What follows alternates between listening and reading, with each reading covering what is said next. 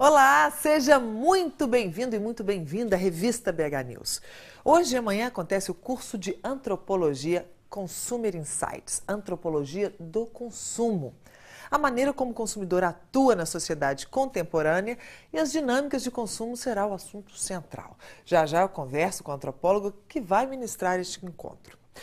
Comunicação empresarial é o tema de hoje da nossa coluna de Fonoaudiologia Estética. E o Dia Mundial do Rock está chegando. A data é comemorada no próximo dia 13, sábado.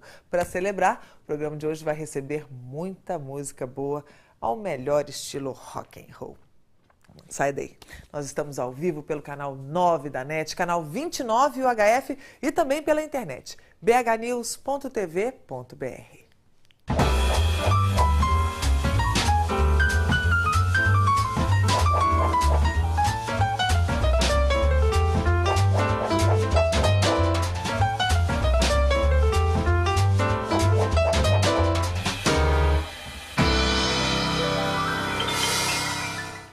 O curso Consumer Insights, Antropologia do Consumo, tem como objetivo introduzir e estimular os participantes a reconhecerem as diferentes formas de consumo e entenderem o comportamento do consumidor na sociedade. Estou ao lado da antropóloga Elaine Jacobi, que vai ministrar o curso para nos contar como vão ser esses 2 dias de encontro. Tá vendo que eu até parei, né, Elaine? É verdade. Será que eu acertei? Não, acertei. Acertou. Acertei, deu tudo certo. Elaine, eu quero primeiro que você diga para a gente qual que é a importância das pessoas discutirem esse tema, né? Assim, o comportamento do consumidor. Na verdade, essa linha de pesquisa da antropologia, né, que é uma ciência que aconteceu a partir do final do século XIX, ela vem corroborar para o entendimento de como essas pessoas lidam com o consumo, as suas representações e as suas práticas. A gente entende o consumo como um fato social, ou seja, ela está em todas as áreas e as esferas da sociedade. O consumo está na religião, consumo está dentro da família, consumo está dentro das crenças, consumo está dentro, quer dizer, existe consumo em todas as esferas.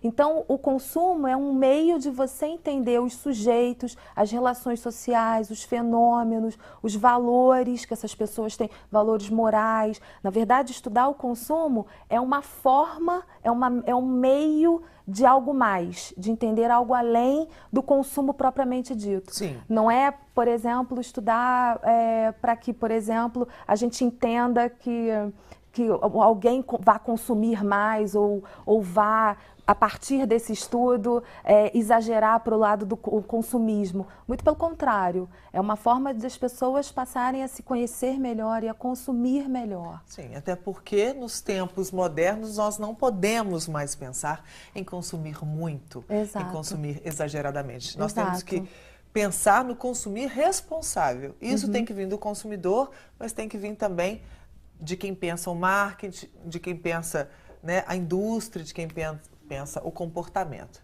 Então, hoje em dia é isso, consumo responsável. Na verdade, também tem toda uma dinâmica de você entender os valores simbólicos. Quando você compra, por exemplo, um sapato, você compra, a princípio seria para proteger o seu pé. Só que na nossa sociedade não é bem assim. O sapato, ele é um item carregado de outros valores simbólicos. Existe o sapato para trabalho, o sapato para um casamento, um sapato para combinar com uma roupa. Então existem outras atribuições ao sapato, da mesma forma que existem outras atribuições ao celular, existem outras... Hoje, por exemplo, com os smartphones, você usa o celular para tudo. Talvez para falar seja o último item da lista. Ninguém mais precisa falar, né, no telefone. Exatamente. Então você vai entender como os diferentes grupos, e aí você pode pensar em classes sociais, você pode pensar em etnias, você pode pensar em uma série de diferenciais, gênero, homem e mulher. Então você vai perceber como é que os diferentes grupos lidam com os objetos e suas práticas, e o que esses objetos significam para eles. Sim. Né? Então é isso que a antropologia do consumo ela vem corroborar para o marketing, para a área de comunicação, inclusive para os empresários entenderem melhor o seu consumidor e como veem a marca, como observam os serviços prestados, e aí acaba tendo uma melhora e um maior, digamos, adaptação a ao seu cliente, né? A essa forma de pensar. Mas já se percebe que muitos empresários ainda não entendem o seu consumidor, né? Muitos. Então, atiram para todos os lados e acabam perdendo, inclusive, até oportunidades porque não acertam diretamente o seu público-alvo. Então, isso é um problema que ainda acontece. É um problema que acontece e, infelizmente, para muitos empresários, pesquisa significa gasto e não investimento. E às vezes eles ficam numa loteria onde várias ações acontecem ao longo dos anos nessa loteria de tentar acertar o alvo, sendo que com um trabalho feito por um antropólogo, feito por um grupo que tenha profissionais até multidisciplinares, que vai entender de fato quem é esse consumidor, aonde que vai tocar no emocional desse consumidor, o que de fato no desejo, no que ele considera valorativo, né? Pra você ter uma ideia, eu trabalhei para uma concessionária de energia elétrica no Rio de Janeiro e eles têm um problema muito sério com gato de energia, que é a ligação clandestina e furto e fraude, né? E aí era muito interessante, porque uma das formas que eles colocavam era assim, denuncie seu vizinho. Se seu vizinho faz gato, denuncie seu vizinho. E eu falei, campanha burra, não vai dar jeito. Aí por quê? Porque o vizinho para o brasileiro é mais que um parente.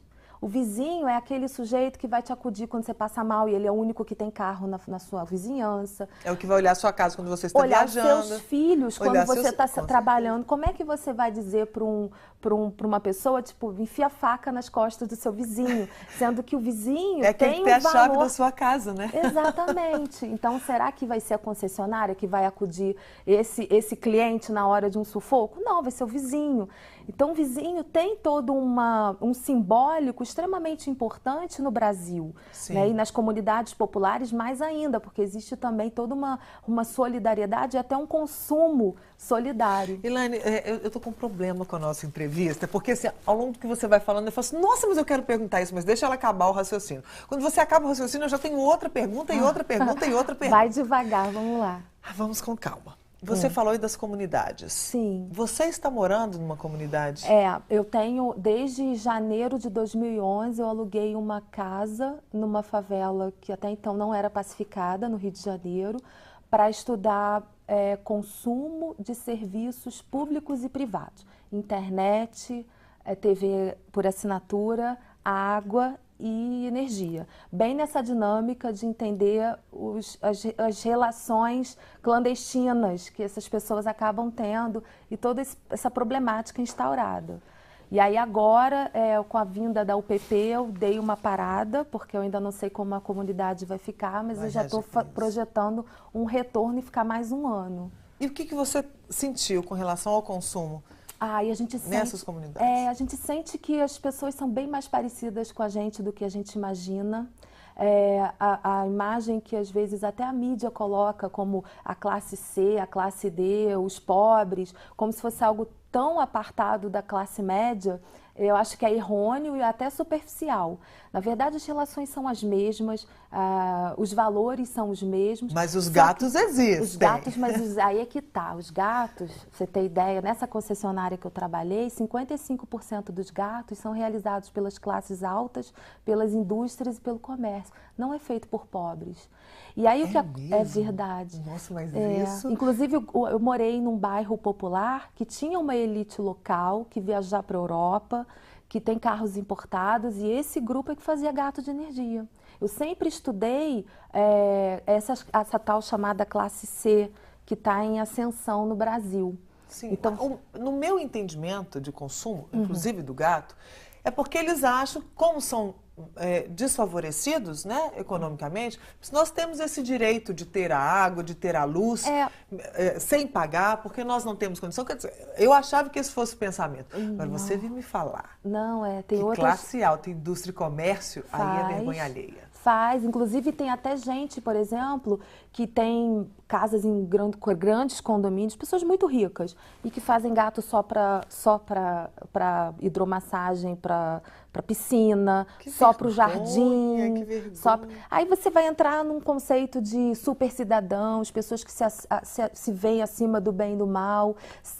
Ou às vezes estão ricos por isso, né? E aí ser elite é ter privilégios, e aí é um privilégio não pagar a conta, passar por cima de lei. Isso a gente, sim, eu até costumo dizer que, infelizmente ou felizmente, quando a gente pensa até nos movimentos sociais que estão acontecendo no Brasil contra a corrupção, mas se você olhar, às vezes o próprio Estado corrobora para a corrupção, né? Eu costumo dizer que a corrupção e a mentira é o óleo que faz as engrenagens não emperrarem. Porque a burocracia, ela é tão intensa que às vezes a burocracia, ela é burra. A gente tem trabalho a mais por causa das amarras. Sim. E aí você tem que utilizar até de serviços, digamos, não regulares, para poder ter acesso a determinadas coisas. Nessa favela que eu estava morando, que eu tenho essa relação, que eu faço minha pesquisa, as concessionárias de água e de energia, elas, apesar da favela ser da década de 50, está numa área central, portuária, que agora está sofrendo uma série de intervenções de ordem pública. Essa favela não tem regularização. A gente liga para lá pedindo um medidor, pedindo uma ligação de água, e o Estado se mantém ausente porque não investe numa cobrança das concessionárias.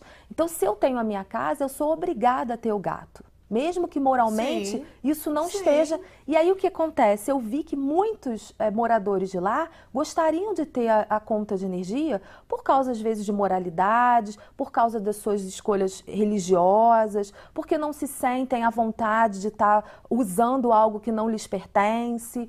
E eles não podem, eles não têm. Então, nem o consumo cidadão é negado para essas pessoas. E aí, como questionar? Como colocar essas pessoas como os grandes furtadores e fraudadores de energia, se não é dado nem a escolha deles decidirem ser ou não serem furtadores e fraudadores? E aí, toda vez que se fala de gato, coloca a foto de uma favela. Sim, sim. Mas eu achava isso, eu achava que era porque eles têm esse direito Angélica, mesmo. existem arquitetos e engenheiros que já vendem a planta da casa com um gato de energia dentro de toda a estrutura da casa, para a concessionária não conseguir pegar o gato. Que vergonha que eu estou nesse momento de estar aqui falando disso. É verdade, isso Que acontece muito, muito, muito mesmo. Eu vou até mudar de assunto, porque eu acho que a gente já entendeu a porcariada que é, né, o nosso povo, na hora, né, de ir para a rua e exigir um monte de coisa. Peraí, vamos nos educar também, hein? É tudo legítimo, mas vamos nos educar também. Exato. Mudando um pouco de assunto, qual é o grupo ou o setor da sociedade que mais consome? Não tem grupo, na verdade todos consomem. E aí quando a gente pensa, em consumo, a gente vai pensar em, por exemplo, até as sociedades mais arcaicas. Existia consumo em tudo, né? Existe uma cultura material. Mas não sei, eu tenho uma sensação de que hoje o grupo que mais consome é o neném, bebê. O bebê está dizendo questões etárias? Não, qualquer grupo. Mas se aí é homem, se é mulher. Mas aí você vê, por exemplo, a dinâmica das pet shops.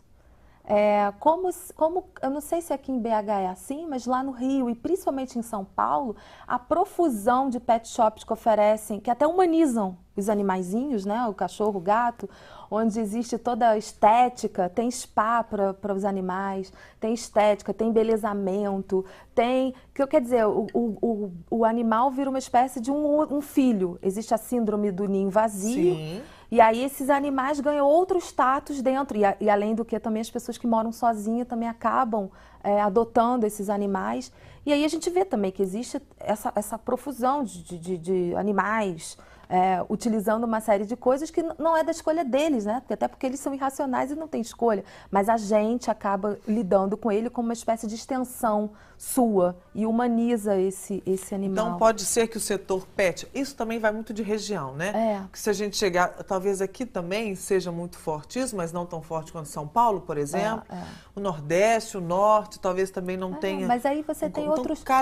Você tem, por exemplo, o bairro que eu morei lá que é uma região metropolitana do Rio, que é um bairro popular, mas existia, por exemplo, uma uma prática de tunagem de carro. Até de Chevette, carros mais antigos. Então, assim, o homem acaba investindo, ao invés de sapato, bolsas e etc., ele pega toda aquela vontade de consumir e coloca lá no carro, porque o carro é a extensão da casa, o carro é a extensão da família, o carro ele leva para todo lugar e acaba sendo uma representação dele. Da mesma forma que as mulheres cuidam muito do sapato e da bolsa, porque quando você olha para o sapato, você enxerga se essa pessoa é cuidada, se essa pessoa vaidosa, né? Quer dizer, existe algo muito simbólico nesses... E o filho acaba sendo uma extensão dessa mulher. Então, a criança que tem que estar arrumada, não tem que estar arrumada porque ela tem que estar arrumada, ela tem que estar arrumada para os outros. Porque então você vai vendo que a sociedade está cheia dessas, digamos, essas práticas que... Consumistas. Não é consumista. Eu acho que a gente não pode ficar julgando, sabe? Não, mas isso não é julgamento, mas isso é consumo. Mas só que são práticas e que não tem lado negativo nem positivo. Eu acho que é muito do sujeito pensar. Às vezes eu comento nas aulas que, para as alunas, eu falei, por exemplo, às vezes a empregada doméstica pede para a patroa tirar na Casas Bahia um smartphone caríssimo, que ela vai demorar 2 anos para pagar aquele smartphone. Aí a minha aluna, que foi o caso, ficou apavorada. Como? Mas você só ganha o salário mínimo e você vai comprar um telefone que é 3 vezes o seu salário? Aí eu falei, aí ela estava achando aquilo um absurdo. Eu falei, mas não é absurdo. Dentro da lógica da sua empregada, faz sentido. Porque se ela for filmar o aniversário do filho dela, ela precisa de uma filmadora. Se ela precisar acessar a internet, ela precisa de um computador. Se ela precisar tirar foto, ela precisa de uma câmera. Então, na verdade, ela está economizando. Ela está economizando. Então, existe um custo-benefício. E aí, para cada grupo, né? Tem grupo que, por exemplo, dependendo da sua posição social, você tem que ter uma bolsa de marca, de grife importada. Você tem que ter um bom terno, né? Para outros grupos, não. Então, depende do grupo ao qual você pertence. Onde você está inserido. Bacana, não é, gente? Gostei demais. Então, todo mundo pode participar do seu curso? É aberto ou são profissionais específicos? Não. Todo mundo pode participar. É com a Currol, que é uma espécie de... que é o que eu estou muito feliz em participar, porque é um laboratório de conhecimento daqui de BH. Eu acho que é um dos poucos que tem um rigor no sentido de trazer pessoas, de fato, que tenham a contribuir, que não seja uma coisa só de diversão, mas que tenha embasamento. E está havendo uma procura muito grande, eles inclusive estão pensando até em passar para outros estados, e levar esse curso para outros estados. E aí é só procurar, acho que é Currol, e aí tem os cursos de inverno, tem os cursos de verão, e sempre tem pessoas bem focadas nessas áreas que contribuem para o entendimento da sociedade. Então, hoje e amanhã, não é isso? Hoje, sexta-feira, dia 12, e amanhã, 13, sábado, né? De 19h30 às 22h30 na sexta. Isso. E de 10 da manhã às 18 no sábado. Vai ser no Espaço Empório, na Avenida Carandaí, 161, loja 101. Isso aí. É isso? Telefone, você sabe o telefone? O telefone de contato que as pessoas podem ligar? 2511 0944. Então, se você quer tirar alguma dúvida, saber como faz a inscrição, 2511 0944. Elaine, querida, muito obrigada, adorei. Queria conversar mais, porque a conversa foi muito boa, apesar de eu ter morrido de vergonha, um monte de coisa que eu ouvi aqui, né? É verdade. Vergonha do nosso povo. Ai. Mas é só uma faceta. Tem tantas outras, né? Eu prefiro não... Como antropóloga, eu não posso emitir opinião. Mas eu posso. A gente entende. Isso mesmo. Muito obrigada pela sua participação e sucesso no evento lá. Espero que fique lotado. Valeu, tá bom? Obrigada. Nós vamos para o intervalo, já estou de volta.